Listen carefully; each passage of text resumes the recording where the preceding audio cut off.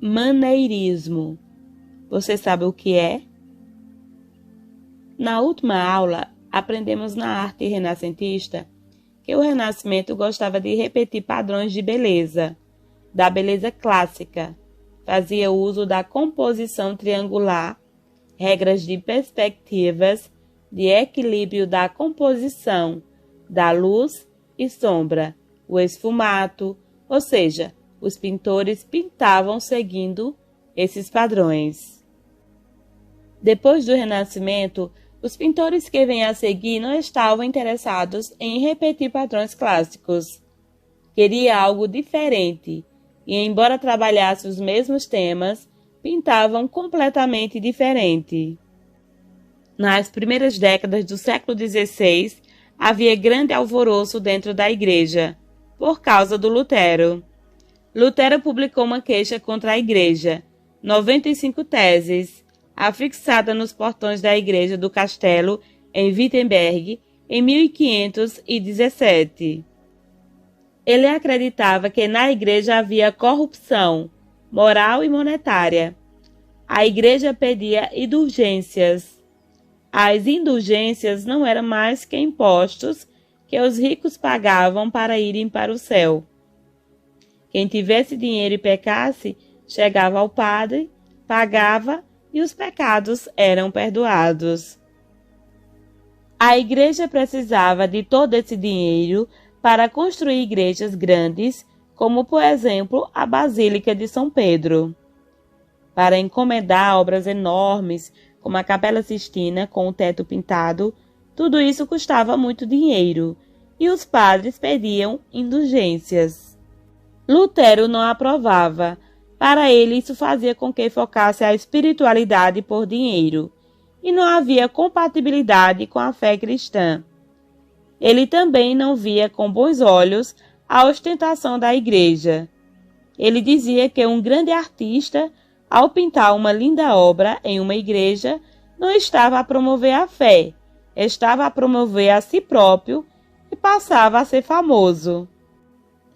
Lutero e os protestantes que protestavam criam uma reforma da Igreja dizendo que estava contra tudo isso, e a Europa dividiu-se. Uma parte da Europa a favor de Lutero, outra parte estava contra, e a favor da Igreja tradicional, e assim começou a ocorrer batalhas. Em 1527, as tropas do imperador Carlos V massacraram as pessoas em Roma e saquearam a cidade. E muita gente considerou isso um castigo divino. Havia uma conturbação enorme na Europa. A nível político havia uma grande mudança, porque Itália perdeu seu papel de grande cidade. Havia uma guerra. Roma já não era a capital espiritual e cultural. Veneza já não era a capital do comércio, porque estava a acontecer os descobrimentos marítimos, e Portugal e Espanha dividiram as Américas entre si. O foco do poder, do dinheiro, muda de lugar. Já não estava na Itália, passou a estar na Espanha. Cada vez a Espanha tinha um império maior, de tal forma que muitas partes da Itália, antes independente, passou a fazer parte do Império Espanhol. Além de toda a crise de fé, há uma crise política, principalmente na Itália. A vida era conturbada. Também neste período, Nicolau Copérnico publicou seu trabalho onde relata que tinha descoberto que não era a Terra, mas o Sol o centro do universo. Isto ia contra os ensinamentos da Igreja, que falava que somos feitos à semelhança de Deus. Éramos o centro do mundo. E, de repente, Copérnico, com sua ciência, vem dizer não. O centro do universo é o Sol. Já não é a teoria humanista que diz que o homem é a medida de todas as coisas. Portanto, as pessoas já não sabiam qual era seu lugar no mundo. Além disso, Fernão Magalhães deu a volta ao mundo e provou que a Terra era redonda. E também Cristóvão Colombo descobre as Américas, vindo a provar que a Terra era redonda e que as teorias da Igreja estavam erradas. Portanto, as pessoas estavam em um período conturbado social e politicamente. A ciência introduziu novos conhecimentos. Tudo isso fez com que as pessoas olhassem diferente para a arte, porque a arte reflete sempre o que está a passar naquele momento. Os pintores não querem mais fazer lindas virgens com luzes suaves e composição triangulares e com peles muito brancas e bonitas. Eles queriam retratar pela primeira vez o que estava a sentir, esta angústia, esta movimentação, esta loucura toda que estavam a viver. Então, surgiu o maneirismo, que vem da palavra maneira, a minha maneira. Os pintores maneiristas queriam pintar a sua própria maneira, reproduzir a sua própria ideia. Cada pintor pintava aquilo que achava que era o padrão de beleza. Eles também criam um movimento, composições mais mistas. O maneirismo é quebrar as regras clássicas, é substituir a composição equilibrada pelo desequilíbrio, pela complexidade. É rejeitar o equilíbrio pela distorção da escala e também é a distorção da perspectiva. Muitas vezes, a obra maneirista cria um sentido de espaço diferente.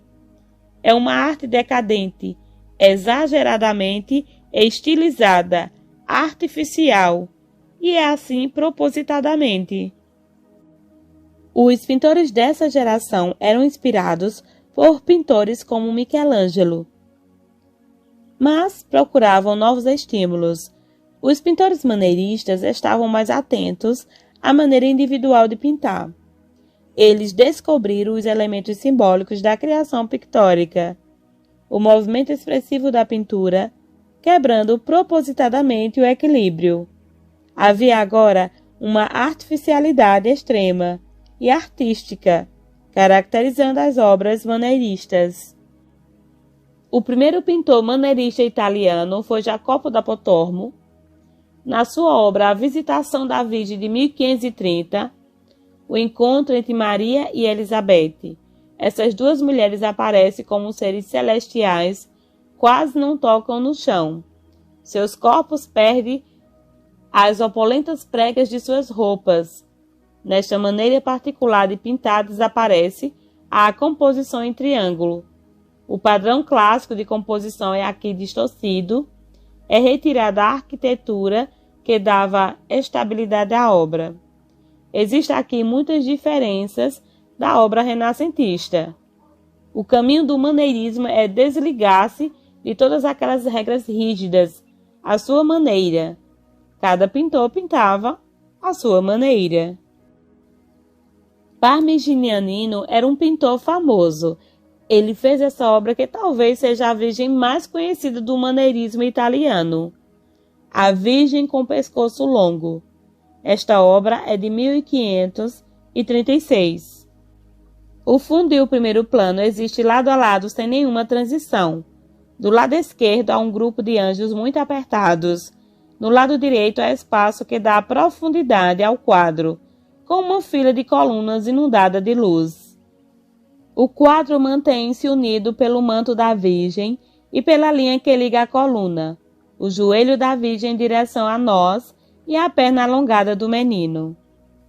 Membros muito alongados e esbeltos, corpos que se contorcem, serpentinatas e curvas são traços característicos da pintura maneirista. A proporção da Virgem não tem nada real. Ela é enorme. A descaracterização da proporção é intencional. A Virgem aqui é mais lírica, mais poética. Está afastada dos padrões de beleza e do real, mas não está afastada da religiosidade. O pintor maneirista pinta aquilo que não se vê, pinta o invisível. há mais espiritualidade nestas obras.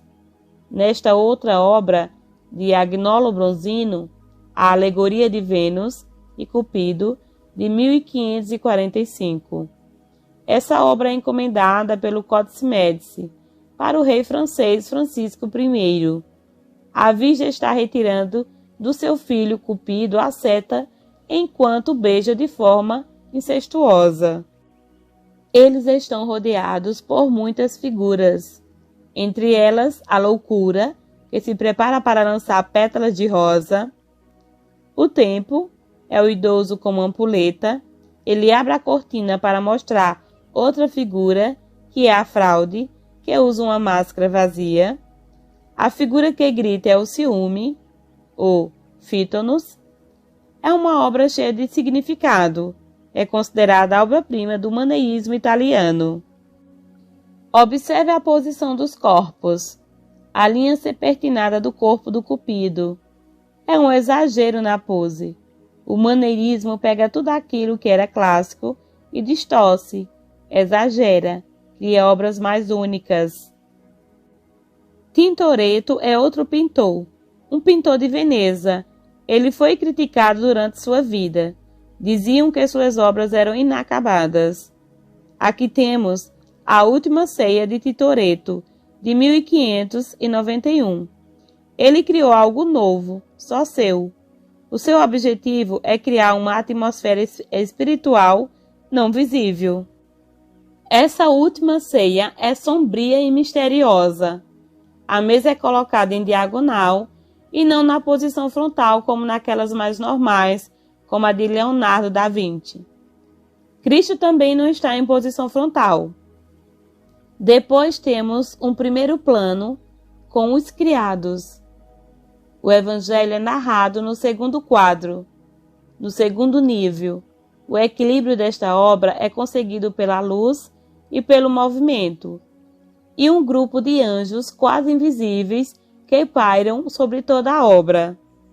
Essa obra está cheia de significado. São pinturas muito simbólicas.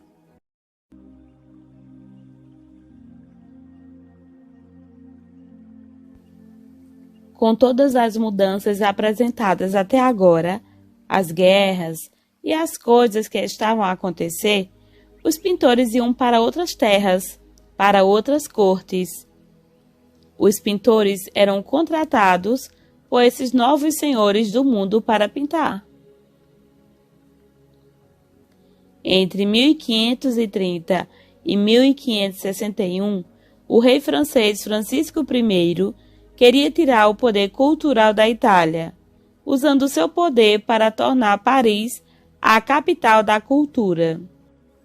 Ele contratou artistas italianos, flamengos e franceses para seu palácio Fontainebleau, para criar obras novas.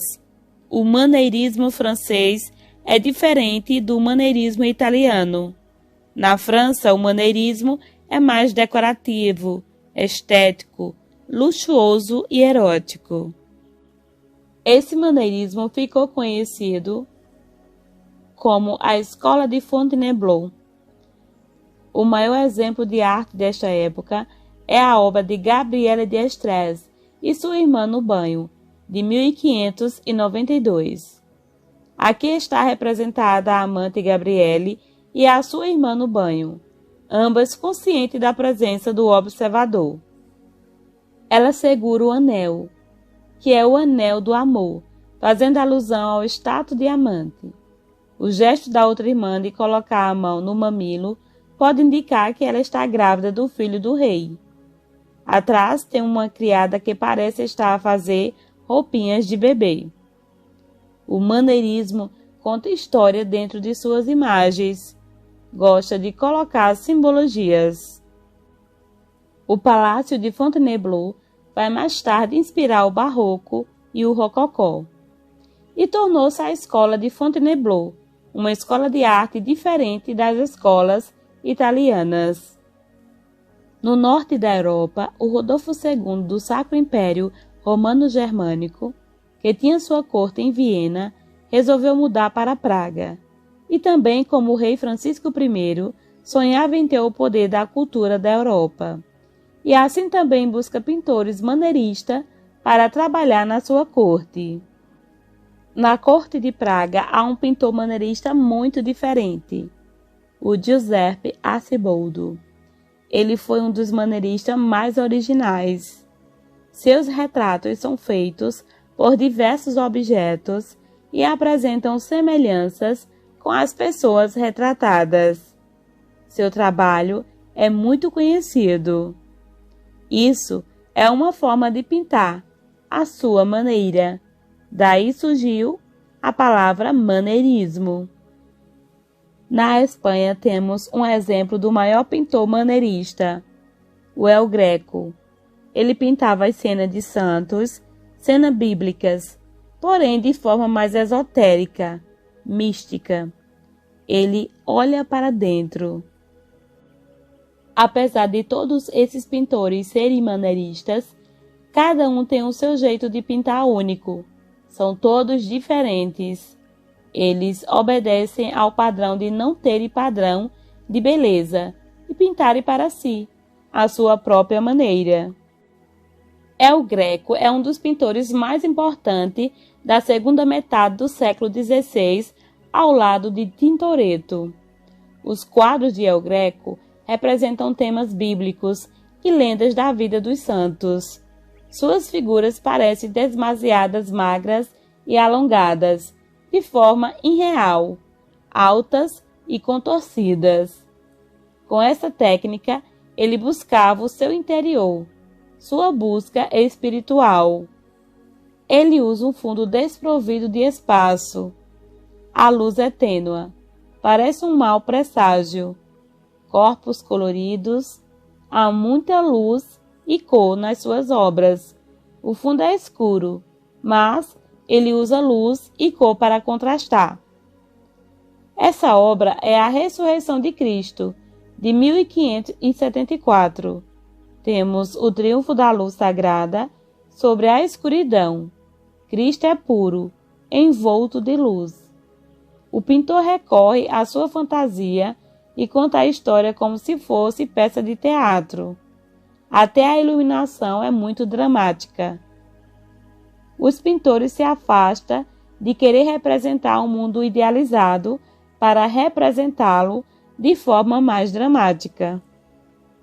Na corte da Inglaterra da Rainha Elizabeth I, a corte era forte e rica. Existe o maneirismo das miniaturas. São peças de artes muito pequenas, extremamente delicadas e belas, inspirada na corte francesa de Fontainebleau. Esta obra chama-se Jovem entre Rosas, de 1587, de Nicolas Hilliard. Esta obra tem origem nos afrescos que ele viu em Fontainebleau. O significado da obra é um pouco obscura. É uma mensagem para alguém, de quem dá para quem recebe. É como se fosse um bilhete secreto. Neste caso, a mensagem destinava-se à rainha Elizabeth I. Ele veste as cores da rainha, preto e branco, cores usadas pelos cavalheiros da rainha em bailes e torneio. O jovem tem uma expressão apaixonada, a mão no coração e rodeado de rosas, cuja beleza e espinhos representam a doçura, a falsidade e a amargura do amor. O jovem retratado é o segundo duque de Aix, Robert de Vaux. O amor desse jovem não durou muito, porque em 1601 ele foi acusado de tentar roubar o poder da rainha e foi morto por traição. Este período maneirista é muito interessante.